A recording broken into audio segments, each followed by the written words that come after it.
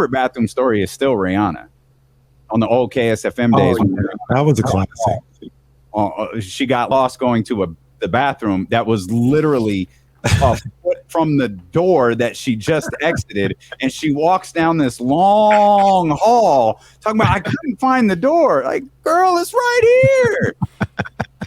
James, do you have any weird bathroom stories? Yeah, I do. Oh boy, let's hear them. So I'm a big fan of the band Toad the Wet Sprocket, which you guys probably have no idea who that is. No. But years ago, I went to a show at, I think it's called The Bottom of the Hill in San Francisco. It's like I don't know, I'd call it a dive bar. Anyway, they have live music and everything's going on, but Glenn Phillips, lead singer for Toad the Wet Sprocket, was actually playing solo. And I went to the bathroom, and there were 2 urinals next to each other and then a stall. And I started to go to the bathroom. Glenn Phillips comes up and stands right next to me. He starts going to the bathroom. And then this guy comes in, and like you could hear him like, oh my gosh, like behind us. I'm like, this is weird. And Glenn Phillips kind of looks over me. I kind of look at him. I'm like, oh man, here we go, right? So the guy goes into the stall, and then out of nowhere I hear this, Mr. Phillips. And he looks at me, and he's like, yes? He's like, would you play my wedding? And he looks at me and goes, well, congratulations, man. You getting married? He goes, no, I'm not getting married right now. I just wonder, like, when I get married, will you play at my wedding? And he just looks at me like, maybe. I don't know, man. Just depends, like, when it is, like, years from now, like. And so we're just standing there, and he's looking at me. I'm looking at him. I'm like, this must happen quite often. He's like, you know. Yeah, that was my bathroom story with this celebrity. People shoot their shot, man. They never know if they ever gonna see him again. Like, let me try. Figuratively, literally, shoot your shot right there. I feel. You go to the bathroom enough, you get a weird bathroom story. It happens, especially with like the bowels of like old Arco Arena or something like that. You can get some. Man, the crazy thing is, this don't happen a lot because I don't really like public bathrooms. I'll hold it. Yeah. Till I get to the house. Yeah, I mean, I like even number one. Yeah, I'll hold it. I'll get to the house. I don't like them, man. I don't like them. Like I get the other one. Like that's almost mandatory. Yeah. But man, yeah, that is mandatory. The first one, that's not even a thought. That ain't happening. Mine instantly goes to American Pie, and the one guy they call Blank Break. Yeah. Dude, this is the most relatable character in history. Like, yeah, I get it. There's some places you just need to be comfortable. I'm not saying it never, like, obviously I do, but I'll try. I'll try to just, wait till I get to the house. Kenny being in a quadruple overtime game. Bro, you want some water? Nah, What in the world have I stepped into here? What? Okay. Oh man, wait, real quick though, because Dr. David in the chat, it was a wild time back in the day, I guess. The double-sided trolley at the Coliseum. Come on, man. Yeah. Come on, what do we? Come on, man. Yo, it was a wild time. That's a lot. That's too much. You ever been to those clubs where you go to wash your hands and you can see into the other bathroom? Yeah. The Mix, I believe. Yeah, the Mix has those. That's right. Yeah. Whatchamacallit's like that too. I only been there for the brunch, but the park. I saw that when we went to Marshall's going away brunch. Oh, okay. Yeah, the park. Right. But that's right. That's right down the street from the Mix, right? Yeah. I had never seen that before. I was like, what? Yeah. Why? What's going on there? This? I swear I didn't know. I didn't know that. I was like, I didn't know. I swear. Then he started looking around like, am I the wrong room? We can get into hell. I don't know. the Kings, I guess. Like, but there's a lot of times we'll lay some things out and like, oh, we'll just transfer this to tomorrow. It's evergreen. It doesn't matter. I'll ask you both this because this isn't really transferable till tomorrow. We've got to leave this subject. But Kenny, James, yesterday, Kenny had like this impassioned plea to the San Francisco Giants, and it was posted on social media today, and Kenny was really fired up, and Giants fans around the region were like, yeah, KC, talk that talk. Well, I think your boy Farhan said they actually tried to go get Juan Soto. It's not like they sat on the sidelines for this. I'm calling Cap. Okay. They made a call. Broadcast. They made a call. They didn't really go and try and do it. They never really go and try and get it done. Except for Chris Bryant. They went and tried to get that done. I give them credit for that. But they always kicking the tires on something and nothing ever happens. Yeah, I don't know what team that sounds like at all. I have no idea what team does that sound like. I'm an A's fan, so I'm just used to like it being the worst day of the year. The trade deadline is the worst day of the year. It's the day where anyone for half the season is gone. Yeah, anyone that's remotely good is gone. And we saw Mark Cott say, like, if you're in that position, what do you even say? Like, oh yeah, we really want to build on our July. Except for they just gave away your best starting pitcher and like got you no help, and you're stuck with some guys that are no good at all. And they keep running a guy out there every 5 days. Literally, I think his name is Loss. I'm not even sure. Oh, that's a terrible sports name. Oh no, I think it's really Adam Aller, but it rhymes with Loss. I think that's up there with poor Jay Scrub. Yeah. Oh. Did you see my man DeColdis got he's nice with an air conditioning company? Yeah. DeColdis, he getting them NILs. He got that NIL with the AC company. That's brilliant. I love it. Need to change Reese's name to the Bentley, the Phantom, the Rolls Royce. Man, I don't know, bro. You might want to change it to the electric vehicle. Change Reese's name to the electric vehicle. To the Model Reese, aka the Model 3, the Model S. Oh no, Reese don't want the car with the number on it. He only wants the car with the letter. He said that explicitly. Yo, the car with the number is lame. You got to get the car with the letter, Dad. You got to get the S or a Y. Don't get them threes. Them threes is kind of trash. You got to get the S or the Y, Dad. That's what his son said. He was talking about the Tesla. You don't want the car with the number, Dad. You got to get the car with the letters. Like, oh, Reese. Like, where do you work again? Reese. What job you got? Get you that S series, baby. Proper introduction. James Ham, 1320 Insider, and creator of the Kings Beat. You brought something up months ago that for some reason, I guess in the slowness of the offseason, I thought about today. And it really, I think it was you retweeted some contract notes about Matthew Dellavedova, which we can get into later. Nothing like groundbreaking there, but certainly interesting. But Matthew Dellavedova, like he's got NBA Finals experience. He's got championship experience, and you brought this up once about like Davion Mitchell, and now I think about Mike Brown. Obviously the experience he has, championship experiences that he has. It's championship experience. It's in a new place. Does it translate? I don't know. I've been around this team so long that there have been plenty of guys who have come through the door that have, a ring.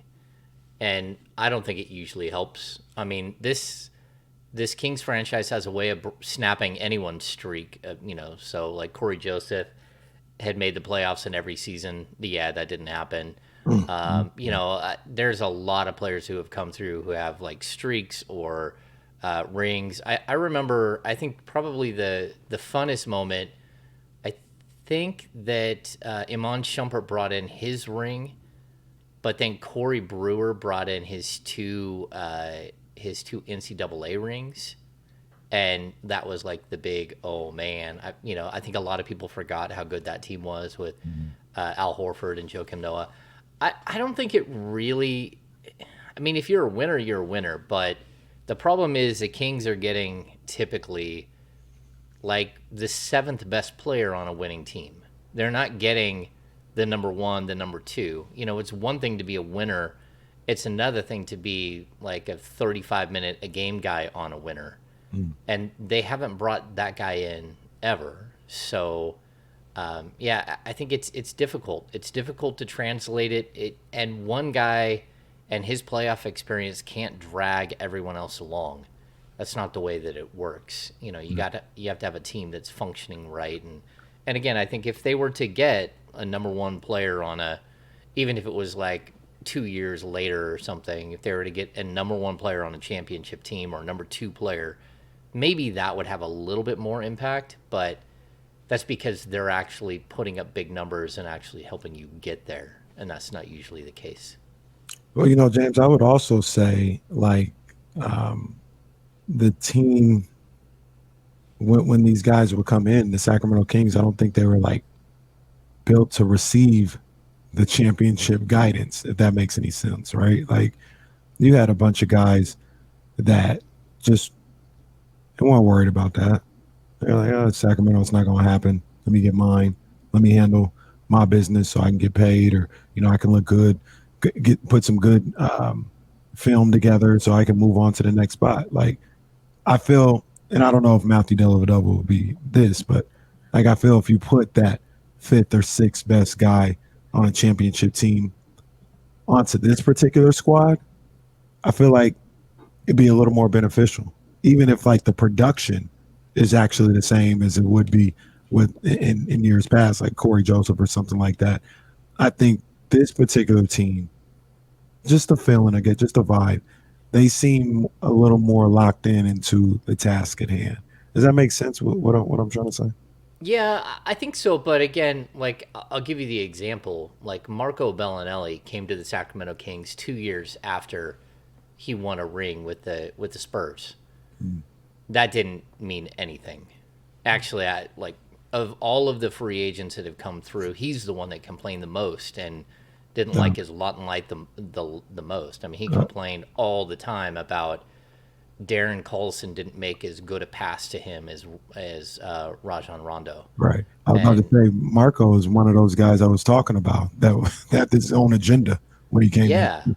Well, certainly, and he got paid too. I think that was the biggest thing. He got paid, and then George Karl had some weird idea about giving Bellinelli like this really, really long leash and telling him to go out there and try to become a natural scorer, not a natural shooter, and that was just a mess. The whole thing was a mess. But yeah, I think it's really hard for like again a role player to come in and like this is who we are, this is what we're doing, because then it becomes like Rico Hines stacking days type deal.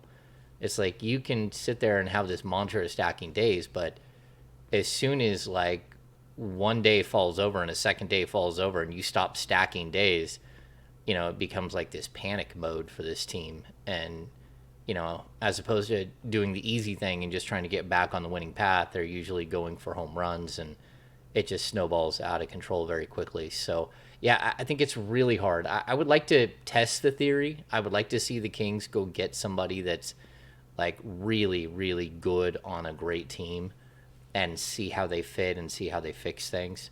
But even like a guy like Sabonis, I mean, he's got 2 All-Stars, appearances, but he's barely made the playoffs. He hasn't played on high-level playoff teams. He's played on a lot of bad teams, in fact. So you're kind of like you're trying to get there with a group of guys that haven't been there, and especially the main guys haven't been there. And you're really makes me think you're really relying on Mike to do that. You're really relying on Mike Brown to be that guy who kind of brings this all together and speaks of his experiences in the locker room with guys. Yeah, I think that again, the biggest thing with Mike is that he's opening up the first year of it's probably a 4-year contract. We still haven't got the contract sort of ingredients yet. That's kind of strange. And I hadn't even thought about it. But he's starting out coming from a great place, coming from, a championship win, 3 championships in 6 years, a huge win percentage, but he's coming to the team, I think, at the right moment for him, and also probably the right moment for the Kings. The Kings have more talent now than they have in almost any year that I've ever covered. There might be 1 or 2 years where I would go, okay, that team was really good and underachieved. But this one specifically, this team, it just has a lot of the right pieces, and so I want to see what he can do with, again, players are going to be all gung ho and behind a coach in year one, no matter what. Mm-hmm. It's year two, it's year three, it's year four. You have to start winning at some point to get everyone to keep following you. And the Kings never ever happen. That never happens for the Kings. They never have somebody that they're able to get behind and follow because they don't seem to string together seasons.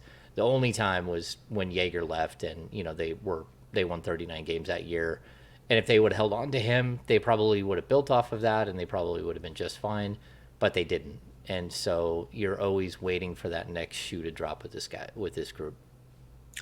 James, do you, talking about this particular roster, this Kings roster, and looking to this season, do you think that we maybe overvalue or romanticize the time that Sabonis and Fox played together last year? Because there was an article in The Athletic talking about the time with the Kings weren't very good when Sabonis came over. And in my head, I was like, I don't think they were great, but when Fox and Sabonis played, they were cool. And then we look at the numbers, and I think they went 4-9 in the 13 games they played together. Is that something that we kind of just gloss over, the fact that even when they were on the court together, the record at least still wasn't that good? Well, I mean, I would like to put it on them, but I thought they were both exceptional, and I thought they were exceptional together. Like, not to just throw shade, but I thought some of the other guys weren't good at all. We sat there and waited for this mythical beast that could knock down 3-pointers in Justin Holiday, and it never arrived. Mm-hmm. I think he hit a couple of threes in his last 2 games, and it made his 3-point percentage look much better. But you also were waiting for Dante DiVincenzo to find his stroke. You're just kind of, even Trey Lyles didn't shoot the ball that well with the Kings. And so the guys that they put around them, it was tough, especially when you're moving away from a guy like Tyrese Halliburton and Buddy Hield. You have to remember how much those guys played. They played a ton. And so when you totally, disrupt everything mid-season, and you do a couple of major deals, but you're definitely giving up pieces from your rotation to go get a much better player, but it's, you're not doing balanced deals. So the Kings lost more rotational players than they got back. They got a better rotational player, but they lost more rotational players. And when you're thin already, that doesn't help. And so I would have liked to have seen it play out. I wish they would have been able to play the whole, 27 games or whatever it was together. That would have been good. But, it doesn't happen that way all the time. And so I think we're going to see a really, really good combination of 2 players that are just about to enter their prime. Both of them have a lot riding on this season and next season as well. And they're guys that, have a tremendous amount of talent. They're kind of that level that if they really crank it up early in the season and the team is winning, you could see one or even both of them making their making Fox would be his first All-Star game, or for Sabonis, it would be making his 3rd All-Star game. They have that potential without any question at all. It's just whether they can put it together and they can start winning. And I think that's, what will define this early part of the season, and what will define, both of their careers here in Sacramento. Can you be the 2 guys that get this team over the hump? What's the biggest strength? What do you think is the biggest strength of this Kings team as it stands right now?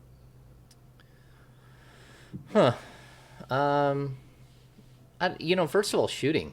Like, they're a bad shooting team last year, but when you add, 3 guys that are all 38 to 42% shooters from three.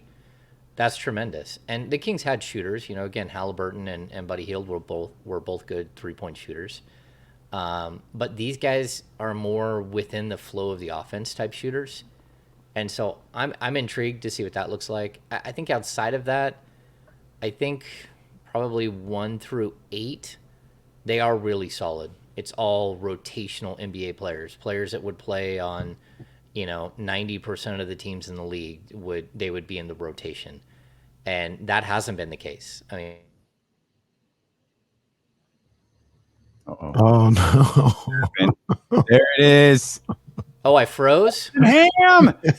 Oh, there you are. You know why? Because I forgot to shut off the Wi-Fi. So the Wi-Fi and the hardwire are going at the same time. That's the first time. That's all right. It happens. That's all right. That's all Yeah. right. I've done that a time or two. Also, you can shut the Wi-Fi off when we go to commercial because you'll just have to reset the browser. But it's all good. You're back here. You're moving. Everything's fine. And I do secretly think that the viewers on YouTube and Twitch secretly love Frozen Ham. Doesn't do much for the Odyssey and 1320 AM audience, but for everybody else, I think they get a kick out of Frozen Ham. There you go. James is fun. James is out of here. He's just flat out gone. I told you could have turned everything off after the Jason Reed interview because we all knew it was going to go a certain way. We know what time it is. We knew our show. Oh man. Well, back with us any second. It's tough. Like when you ask questions about the strengths of the Sacramento Kings, it shuts down the internet. That's just overwhelms everything. Like what? Cannot compute. Try to say nice things about the Kings, and the internet just goes too much bandwidth, bro. Calm down, man. You ain't got that gigabyte package. Chill.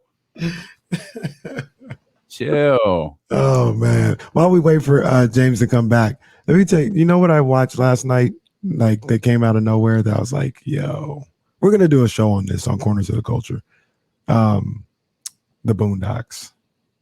Oh yeah. Boondocks. Or you did you just like it or were you a huge Boondocks fan? Because I'm huge Boondocks fan. So I didn't watch it. I saw it. You know what I mean? Like I don't even know that I've ever seen like consecutive episodes. Like I've seen it like, yo, what's all this about? Watch it like, oh, okay. Yeah, I get it. And then leave it, walk away from it. Don't think about it again. Faithfully while it was on, like, okay. Watching it every week. And it was hilarious. It was insightful. It was a little bit of a mirror. It was that I love the Boondocks. And I saw some random episode last night and I was like, damn. This was the show. I might have to work one or two of those in a day. I'm trying to get caught up on old shows, like we're talking about Sanford and Son, trying to catch up on just stuff that I've never like watched through before, what is it, September 5th or whatever gets here and we're off into football and, game day and Corners of the Culture, and then Kings season is going to be here, and then like no time for anything. I won't see a TV show for 6 or 7 months. So no time for anything. But yeah, we gotta figure out who's going to be on that episode with us. I think we need to bring somebody for the TV episode, this Black sitcom episode. Yeah, we need to start thinking about guests for that podcast for sure. Ones whose internet doesn't drop out for a stunningly long time because James' whole computer must have shut down because I'm thinking, oh, James will be back in like two minutes. It'll be fine. Apparently not.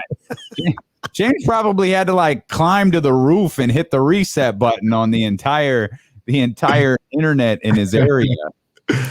Well, let me ask you the question you asked James Ham. What do you think is the Kings' best attribute? Like what are they best at?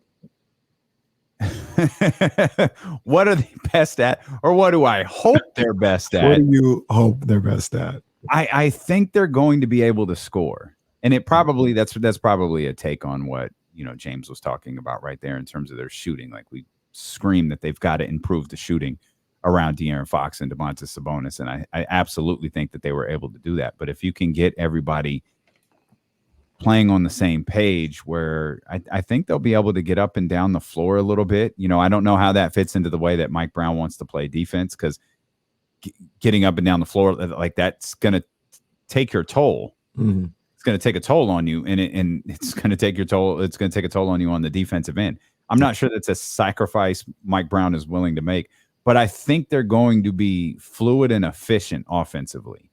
Mm-hmm.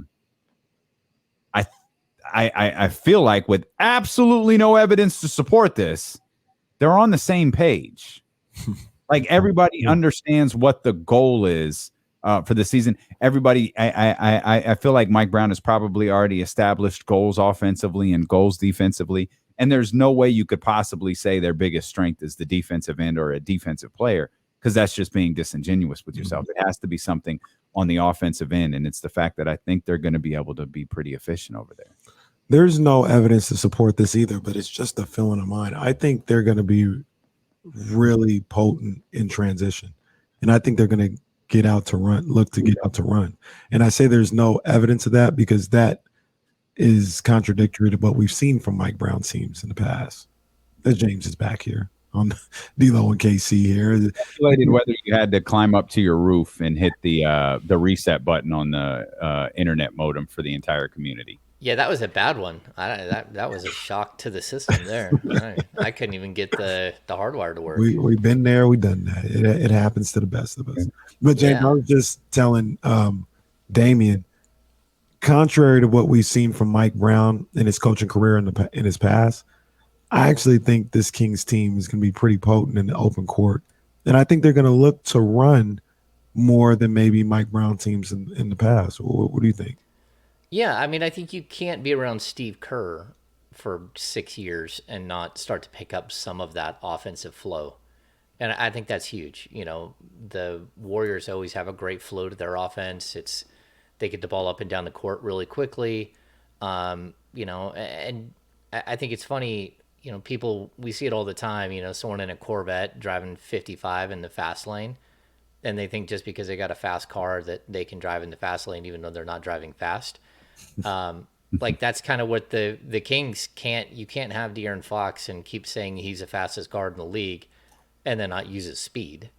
I mean, that would be absolutely crazy. So I'm hoping that we see a good mixture. And I think, having Alvin Gentry stick around is actually a good thing in that regard, because Alvin is a guy who's been known for his offensive capabilities, who pushes the tempo and stuff like that. And there will be conversations, like on coaching theory behind the scenes all the time. And Jay Triano will be there. And like, there's going to be a lot of like chefs in the kitchen. But at the same time, it's Mike Brown's show. I think people will be pushing, hey, we gotta up the tempo. I think Mike Brown is secure enough for that. Some coaches aren't. I think Mike Brown is secure enough to go to Alvin and say, hey, what do you think about this? Or can you give me your insight on this? Yeah, and I think the other thing he'll keep telling the other coaches is, well, if they don't play defense, we're going to slow down even further. So we're going to see some give and take, and he's going to demand that they play defense. And that's where, guys, again, if you don't want to play defense, then there's a couple players on this roster that are going to steal your minutes. Mm-hmm. Davion will steal your minutes. Even a guy like KZ Okpala, he's a guy, or Chima Moneki. These guys play defense, so they can't be defensive game changers for a team if they aren't playing. But if the other guys don't want to play defense, they're certainly going to have guys that can step in and actually fill a role. And I think that's what makes it, like, if we're breaking down like who's going to start and who's going to come off the bench, that's why like Kevin Huerter makes so much more sense than Malik Monk with the starters, and because he's a better defensive player, he's a bigger, better defensive player. And then, to have Monk with Davion Mitchell, who is a better defender than De'Aaron Fox, at least at this stage. Those are things where I think you can mix and match this team a little bit differently. Then you were asking, like, what are some of the good things about this team? I think they are versatile. They've got a lot of players that can play different positions and do different things. And that's a good thing. Versatility is huge in the NBA at this point. So we've talked about the biggest strengths for the Kings. We'll discuss the biggest weaknesses next. Another injury. 49ers tight end Jordan Matthews. Poor guy. Tore his ACL. Ugh. Happened on a route non-contact early in Monday's session. ACL was confirmed today, and Jordan Matthews obviously out for the season for the San Francisco 49ers. We'll come back more with James Ham here on ESPN 1320. That's too bad. I like Jordan Matthews, wide receiver, converted. Yeah. Trying to make it. I was trying to make it. Hey, I got a question. It's pretty random. With the Eagles? Sorry, go ahead. Well, he was with the Eagles. Yeah. I'm watching Senior League Softball World Series. This is like middle school kids on ESPN Plus. Why do we still have softball? Like, why don't the girls play baseball? You know what? Like different sport. Yeah, and I'll say this: like playing softball, like to continue playing baseball as a softball player, because I played for like 19 years of softball, and I played little league and I played big leagues, and I didn't play high school, but I did play during high school. I played like American Legion, basically. But you know, softball, the ball just goes slower. There's not as many injuries. The pace of the game is different. Everything else, as far as why girls play softball and not baseball, I don't know, because you know a girls softball is even smaller than a man softball. And if you've ever played co-ed, that's the strangest thing of all time. You go fill a hot grounder at third base. First of all, it rattles in your glove, and then you go to grip it and you throw a haymaker to first because the ball's way smaller and it slips out of your hand. Yeah. So yeah, they switch out between pitches. Between batters. Yeah. Rich, I agree with you. Because I like softball. I was just curious. I'd love a professional women's softball league. I enjoy watching like the college World Series, the softball college World Series. Like, I get into that. And those girls be playing. I'd love to see a professional league. I just didn't I wonder where did this even come from? Like, why did this start? Why haven't we changed? Like, why don't they play girls baseball in high school or little league? I don't know. Yeah, and I know women's softball. The field is so much smaller. You're so much closer to home plate, so it's not like it's that much different. You know, you're not running 90 feet to first base at all. It's just it's things super I think close. about every now and then. Blame it on me being the only child. Okay. Well, I guess that's what we will do. Did she bring? Did the Queen Bee bring you some food? What'd she bring you? Some French fries? No, she just brought me this surprise. Yeah, with the class. I'll text it to you.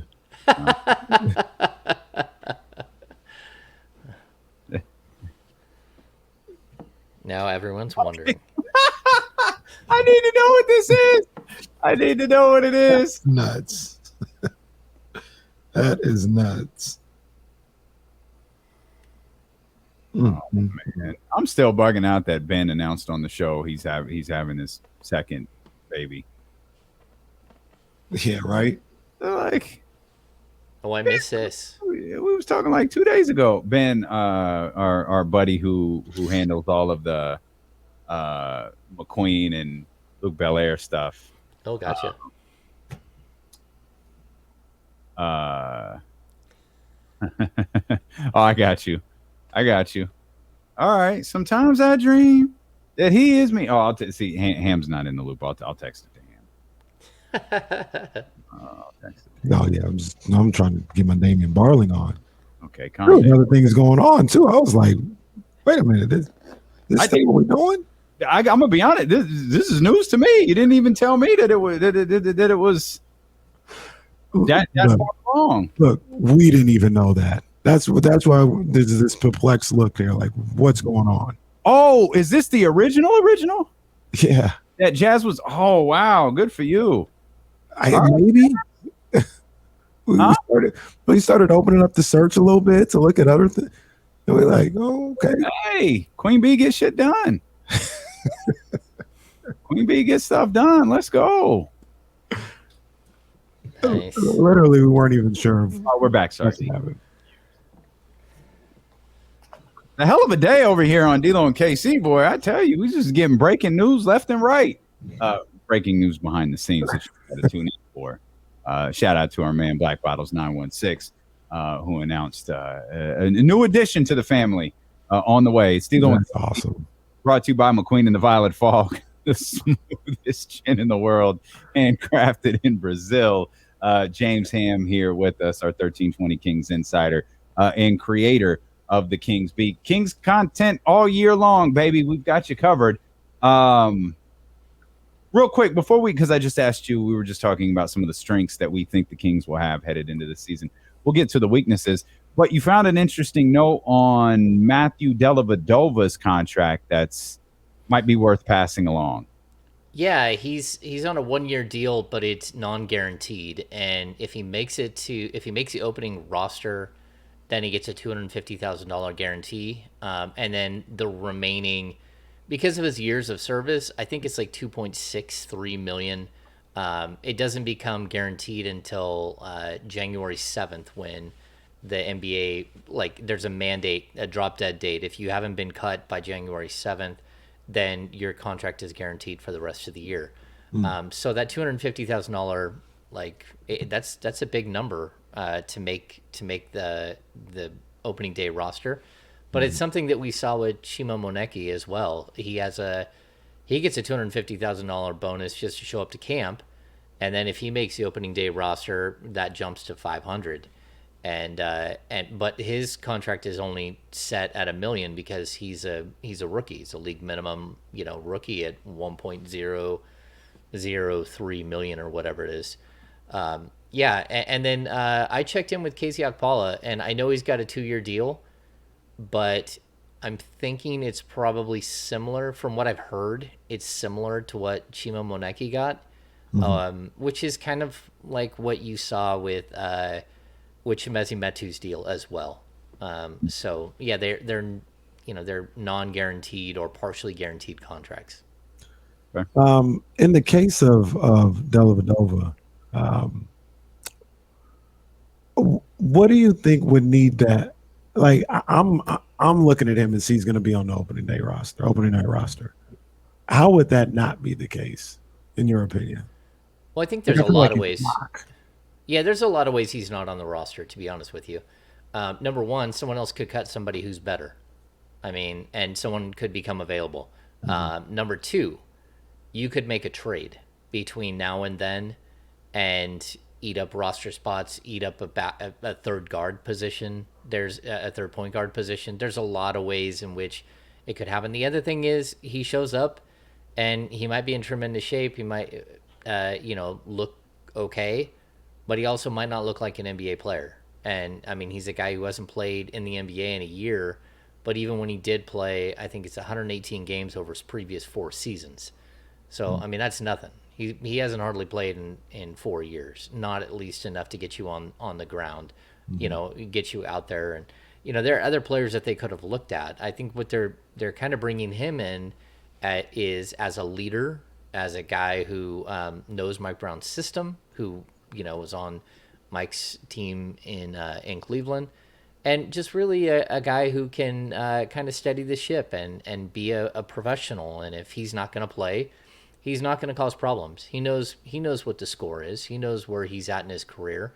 And if he got an opportunity to play, he's going to be ready, but it's more likely not, even if he is healthy and ready to roll, he's going to struggle to get on the court because you got 2 heavy minutes eaters in front of him in De'Aaron and Davion.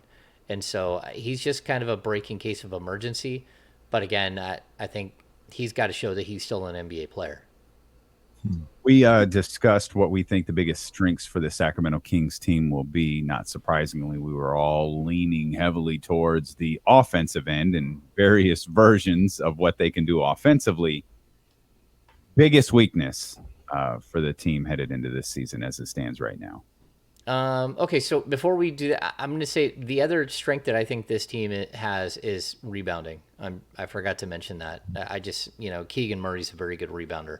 Okay. Domantas Sabonis is a, star level rebounder, and I think if Harrison Barnes is still your three, he's a guy who's averaging over 6 rebounds a game from the small forward spot. So I think you'll be a good rebounding team, which helps your defense as well. When it comes to the weaknesses, clearly, this team added a bunch of offensive weapons, and I don't think they added what I would consider a plus defender at any position. Whether they average, they brought in league average defenders. I think you could say that about Herter. And certainly you could say Herter is a better defender than what you had last year in Tyrese Halliburton and Buddy Hield at the two. But if you look at Keegan Murray, I mean, as a rookie, he's going to be a league average defender at best. I mean, there's a possibility he can be better than that, but I still don't even look at him as like a plus defender or what you consider a lockdown defender. So your improvement is going to come off of schemes and coaching, and that's a lot to ask Mike Brown to convert the 27th worst defense into maybe a top 15 defense, because that's how you're going to get to the playoffs. If you can make this a top 15 defense and you can be a top 10, 12, 13 offense, then this is a playoff team. And that's asking a lot when you really didn't bring in anyone that can be a defensive game changer for this team. And I think that's why we're hearing a lot about the possibility of Rashawn Holmes playing a lot alongside Sabonis, because Holmes is a good defender, or at one time he was. He wasn't so great last year, but the years before that he was a very good defender. He's a big that can defend the perimeter, stick with smaller guys. He's good in the pick and roll. He averaged 1.6 blocks per game 2 years ago. That's a guy that you could actually see having an impact on the defensive end, and that's why he might actually get some minutes as well. James, don't you think that, because I know a lot of people say that it can't happen. I think they absolutely can get to 15, 16, 17 defensively, because you're talking about guys who their strength isn't defense. But I don't think, just look at the starting lineup. I don't think they're inept offensive or defensively. I don't think they're just blindfolded a cigarette. These are guys that if you combine the fact that they stay focused on what they're supposed to do on the defensive end, plus Mike Brown and his coaching staff come up with the correct scheme to kind of mask some things if they have to, I don't think it's out of the realm of possibility they can get to 15, 16, 17 defensive ranking in this league. Well, I mean, that's a huge leap, though, especially if you didn't bring in defensive players. Well, I'll say that it might be a huge leap with the guys they had when you're running out Trey Lyles, Buddy Hield, Tyrese Halliburton. Yeah, it's a leap to bring those guys from nothing to something. But I think with the guys they brought in, like I said, not defensive stalwarts, but I don't think they're inept on the defensive end. I think if you get them buying into a team defensive system, in a certain system, and the guidance of a guy like Mike Brown, I don't think with these guys they have, it's not that much to ask. Yeah, when I was breaking down the rotation for this afternoon, and I put out like where they're at today, I think the biggest problem that Mike Brown has is, his strength is going to be his top four guards. One of his strengths. I mean, you got Sabonis, who's a major strength. You got two, pretty solid, good wings, but then your backcourt, where you're looking at Fox and Davion and Herter and Monk, like those guys need more than 96 minutes. So they're going to be moving into that small forward range too, which will take Harrison Barnes and push him over to playing some four. So you could actually see some interesting things that work, or maybe they don't work. I mean, we'll have to wait to see how it all plays out. But when you do that, you're going to be playing smaller, and you're going to be playing sort of you're sort of catering your whole entire team to the offensive end, because that's where you would you're going to excel, because you're playing like smaller, quicker, guard heavy lineups. So I think there will be a lot of 3 guard sets and things like that. And I'll also say, look, if you don't have to be a top 15 defense, but it really comes down to like the difference between your offense and your defense. You have to know how to get stops when you need to get stops, but if you can average 122 points a game and you're just a spectacular offensive team, and somehow your defensive rating isn't great, but you're holding teams to 119 points per game, and that would be like, oh man, that's a lot of points. You're gonna win more games because you're running a +3. So like even like the Kings of the early 2000s, they didn't have great defensive players, but what they did have is a bunch of players that understood that they had to score X amount of points and they had to hold their opponents to a certain amount of points in order for them to be successful. And it's hard to cover up for a Vlade Divac, a Mike Bibby on the defensive end, and you're throwing, even Chris Webber was an okay defender. Peja Stojakovic was an okay defender, but that team was really built around Doug Christie being your defensive guy, and then Scott Pollard off the bench as a big defensive guy. You got to find a way for your team to play good team defense. And I think that if there's one thing that I'll just keep harping on is last season's Golden State Warriors. I mean, the fact that they're number 1 or number 2 in the league, depending on where you're looking for rating, I mean, that's just incredible with some of the players that they had. Mm-hmm. And the fact that they don't have a natural shot blocker, and they don't have this absolute lockdown frontline guard defender outside of Gary Payton, who's playing off the bench and playing 20 minutes a game. Wiggins was great defensively, but again, he got better as the season went on. Draymond missed so many games. Clay was coming back after missing almost 1,000 days, and Steph Curry is 33 years old and has never been known as a great defender. He's just progressively gotten better and better and knows how to hide. Mm-hmm. But Mike Brown is going to have to do a lot of that, and it's not as easy when you got a bunch of new pieces playing together for the first time, but also that you got a bunch of guys who throughout their careers have not been known as good defensive players. You're asking a lot from Mike Brown. You broke down, James, the Kings depth chart on your latest article for the Kings Beat. What is the Kings, like, taking it all into account? What's the Kings' best position? Where are they the deepest? It's the same place that they've been deepest, I think, the last couple of years. They're deep at point guard, and I think guard in general, and they're deep at center. And then after that, I don't mind their power forward depth, but there's a big difference between, again, you guys mentioned Trey Lyles, but Chimezie Metu. Neither one of those guys are outstanding defensive players. One of them is a super strong guy. One of them is a super athletic guy.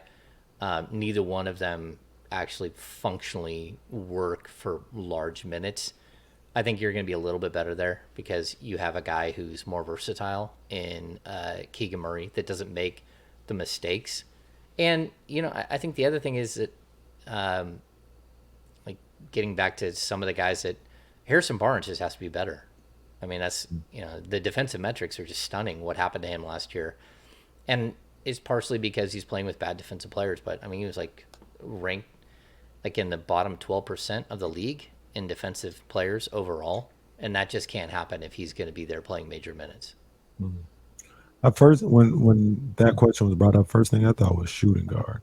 If you want to get specific to the position, you talk about, I put Herter in there too. That's why I feel shooting guard. I know he's a 2-3 situation, but probably in a perfect world, like if you had a 3 that you loved on the Kings roster, you'd probably put Herter at the 2. So when you look at Herter, Monk, and Terrence Davis, I like their depth at the shooting guard position. No, I think their depth at shooting guard position is really good as well. I mean, I'm totally in agreement with you, especially since, Fox is going to play a bunch of shooting guard because him and Davion are going to. There's no way Davion's not going to play like 25 to 30 minutes per game. So if you just put him at 28 and you put Fox at 35, you're already running out of minutes. That's the problem. You're already down to like 30 minutes total, and you still have Monk and Herter, and Herter's going to play 30 minutes a game. Mm-hmm. So where are you going to get those other 25 minutes, or even more for Monk? So again, I think unfortunately, I think Terrence Davis is probably going to get a raw deal, and he's not going to get to play that often just because that's kind of the construction of the team at this point. But Yeah, I mean, I like the shooting guard position, and those guys are going to have to play the three. However that goes, somebody is going to have to play the three out of that mix a good percentage of the time. Mm-hmm. You mentioned the center position also. Obviously, that Sabonis and Rashawn Holmes here. Is Alex Lynn just another one, almost like Matthew Dellavedova, in the sense of you're not going to need him a lot, but if you do, it's okay to have him here. Yeah, my problem with Len, and I've always liked Len. I think he's a good dude. He's got a lot going on off the court with the Ukraine stuff happening still. But his problem that I've always had is that he struggles to stay healthy, and then he also takes a ton of time to get back when he is healthy or ill. Mm-hmm. And that's a problem. So if he's not playing regular rotational minutes and keeping fresh and keeping engaged and keeping fully ready to go on the court, he's not like a break glass in case of emergency type guy. You almost have to ramp him up in a different way than you do most players. At least that's what I've seen even during his 2 stops in Sacramento. He gets hurt and then he comes back, but then he's got this resume, something to conditioning. Like he's got to get back in condition to get back to basketball shape. And it usually takes him longer than most players. And that's a problem if he's not going to be playing every night. So I actually think that Neemias Queta will actually have a bigger role on this Sacramento Kings team than Alex Len will. And, Alex Len is on a 1-year, $4 million deal. What's that? I'm with that. I love Neemias Queta. Yeah. I want to see more of him out there. Yeah, I mean, he can be up for 50 games this year. So I think that there's plenty of opportunity for him to be up.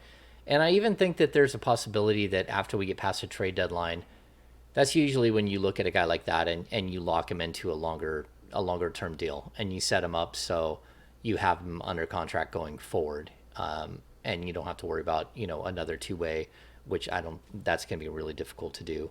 But I think Queta is one of those guys who's going to be ready. He's going to be playing plenty down in Stockton.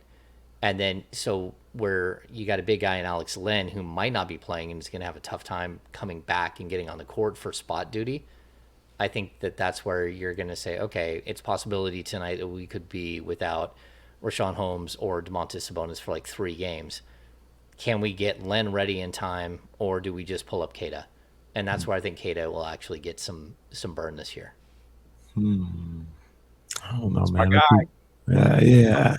I look at Queta and I'm like, I'm so torn because I feel like he needs more work. But there's another part of me that says, just, hey, throw the baby into the deep, not baby, you know what I mean? But throw him into the deep end of the water. Baby's in the water. You heard it right here. Have you seen? I know you've seen that before, right? Oh, that's crazy. I saw one of those the other day, and it was. I said, no, there's no way. I never. But the baby comes up, paddling, everything's good. That is just so great to see. I said, they just take these babies and toss them in the water. Baby's first day of floating. Oh my God, what are you doing? Yeah, it's like, and that's got to be like those parents, like third kid. They're not throwing their first baby out there like, no, see if we can swim. Terrifying. You're very different. You're very different with water and your second child. We took ours because we were around the water so much.